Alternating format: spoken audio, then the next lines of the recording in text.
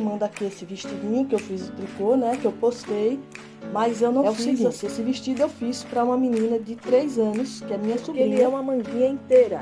Veja, ele não tem costura nenhuma, perfeito. Eu amei, amei, amei, amei o vestido, amei as mangas, amei. 2 juntos e um tricô.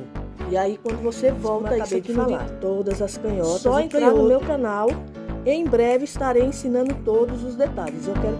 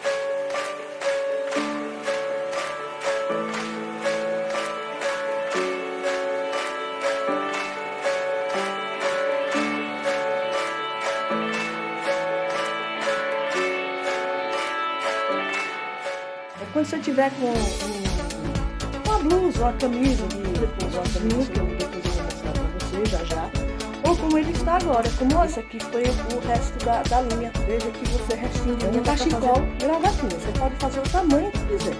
Fazer esse tamanho para vocês verem como sai ao contrário quando você faz no mesmo coisa. Olha, um beijo, espero que vocês tenham gostado desse vídeo. Deem essa oportunidade de mostrar tudo que eu aprendi com uma sobrinha minha, que ela fez um canal para ela também. Eu digo, eu vou fazer um para mim. Rapidinho, você quer, tem uma linha dessa ou até outra, 2 juntos e uma laçada, 2 juntos e uma laçada. Aí como ele fica lindo. Depois deixa eu colocar de novo. Não é isso aqui, gente. Você não vai pôr no pescoço, não. Pronto, esse é um cachecol povo. Eu vou ensinar para vocês também. E isso já disse, depois